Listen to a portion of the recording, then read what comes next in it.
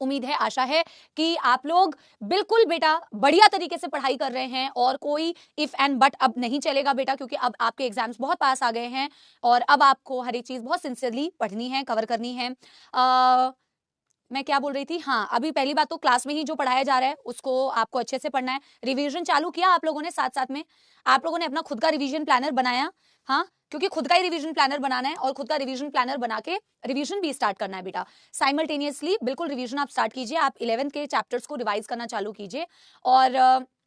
बिल्कुल प्रॉपरली ऐसे लिखना है आपने कि मेरे को ये मेरे बॉटनी के ये चैप्टर्स है, जूलॉजी के चैप्टर्स है, केमिस्ट्री के और फिजिक्स के, और क्लास 11th में मैं कौन कौन से चैप्टर्स को रिवाइज करता जा रहा हूँ, ताकि आपको लास्ट तक ना, और जरूरी नहीं है कि तुम्हें बेटा स्ट्रक्चरल ऑर्गेनाइजेशन एंड एनिमल से ही चालू करना है, मैं फ्रॉग को ही वापस से रिवाइज करूंगी, ऐसा कोई जरूरी नहीं है बेटा कि आपको, क्योंकि होता ही है कि आप शुरुआत तो उस चैप्टर से कर लेते हो कि मैं स्ट्रक्चरल ऑर्गेनाइजेशन एंड एनिमल से शुरुआत कर लेता हूँ, लेकिन ना उसी चैप्टर को 10 बार रिवाइज कर रहे होते हो, ठीक है ना। टाइम आपको खुद ही मैनेज करना है ना बेटा, but time you have to manage it somehow. आपको शेड्यूल में अपने रिविजन्स को भी ऐड करना है। फरवरी तक आपके सिलेबस खत्म हो जाता है आपका, मार्च एंड अप्रैल पूरा आपको ऑलमोस्ट रिवीजन के लिए मिलता है, बट मैं इसीलिए अभी से बोल रही हूँ,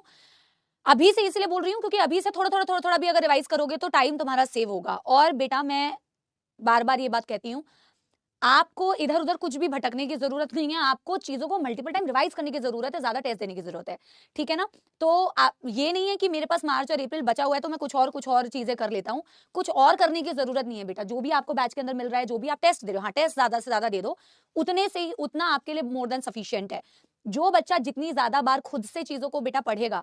टीचर्स के पढ़ाने से केवल आपका बेटा, टीचर्स ने तो पूरे साल भर आपको पढ़ा दिया, लेकिन अब आप उन चीजों को कितने अच्छे से रिटेन कर पाए, आपको कितने अच्छे तरीके से याद है, कितने अच्छे तरीके से क्वेश्चन सॉल्व कर पा रहे हो, वो ही आपके एग्जाम हॉल में बेटा डिफरेंस क्रिएट करेगा। सो इट्स बेटर कि आप अपनी रिविजन्स बहुत अच्छे से करें, ठीक है। और नहीं, बिल्कुल आप ऐसे बेटा जबरदस्ती स्ट्रेस मत लो, you have sufficient time to revise things. Planner बनाइए और उसको फॉलो कीजिए, आप कॉन्फिडेंट फील करोगे जैसे जैसे आप रिवीजन करते जाओगे ना, आप कॉन्फिडेंट फील बीच बीच में जैसे जैसे मुझे टाइम मिलेगा तो मैं वैसे वैसे आप लोगों को बहुत शॉर्ट छोटे लेक्चर्स बेटा, ज्यादा बड़े लेक्चर्स नहीं, छोटे छोटे लेक्चर्स में आप लोगों को 1 घंटे के, कभी मेरे पास पॉसिबिलिटी हुई तो मैं प्रोवाइड करूंगी। यूट्यूब पे तो मेरे लेक्चर जा ही रहे हैं, मैं कोशिश कर रही हूँ कि वहां पे भी आप लोगों को वन शॉट लेक्चर, मतलब अगर किसी को रिवीजन करना हो तो वहां से भी रिवीजन आप कर सकते हो, दैट्स द सेम लेक्चर जो आपको बैच में दिए जाते हैं बेटा। कंटेंट कोई डिफरेंट नहीं है, वो बच्चे का माइंडसेट होता है, उसको लगता है कि कुछ और मिल जाएगा तो वो नया है, कुछ और मिलना नया नहीं होता बेटा, it is the same thing only, है ना। तो आप चाहो तो उन लेक्चर से भी अपनी रिवीजन और चीजों को यूटिलाइज कर सकते हो, ठीक है। आपको वेरी पॉपुलर सेइंग दैट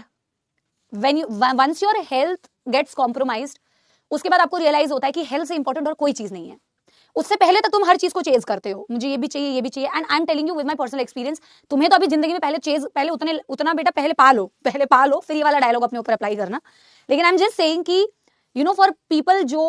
बहुत सालों से काम कर रहे हैं, they are working and they very ambitious, I am also very ambitious. तो जब ना आप बहुत काम करते हो चीजों के पीछे बेटा, आपको ये भी करना है, आपको वो करना है, और running after things that you want to achieve, once your health get compromise ना, तब आपको, और आप हेल्थ को मान लो इग्नोर करते हो, दैट्स व्हेन यू रियलाइज, तब आपके लिए एक ही इंपॉर्टेंट चीज होती है, दैट इज हेल्थ। और आप भी ये चीज रियलाइज करोगे, मैं हमेशा बोलती हूँ आप पढ़ते वक्त में ना, अपने अभी मैं खास करके बोल रही हूँ, specially these months, do not compromise on your health, क्योंकि जैसे हेल्थ कॉम्प्रोमाइज होती है आपकी पढ़ाई कॉम्प्रोमाइज होगी ही होगी, आप चाह के भी फोकस नहीं कर पाओगे,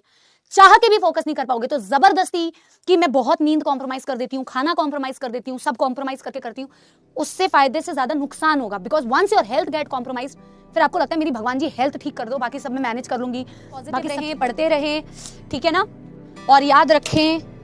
कि this is just an examination and आपकी काबिलियत केवल एक एग्जाम से डिसाइड नहीं होगी, लेकिन यहीं से आपको काबिल बनना सीखना है, ये याद रहे, ठीक है ना। तो काबिल बनने के लिए किसी भी जगह पे मेहनत करनी है, वही आप कर रहे हैं, तो इसे एज अ बर्डन मत कीजिए, सबको करनी पड़ती है। इससे ये मत सोचिए कि तुम ही कोई खास हो, तुम्हारे साथ ऐसा क्यों हो रहा है, सबको करनी है। आगे नौकरी करोगे उसमें भी करनी है, आगे ग्रेजुएशन कुछ भी करोगे उसमें भी करनी है, तो वो तो करनी ही पड़ेगी। तो आप यही समझिए, इसको एज अ बोझ मत लीजिए कि मेरे साथ ही ऐसा क्यों है, उसकी जिंदगी ऐसी क्यों है, सबकी जिंदगी बेकार होती है।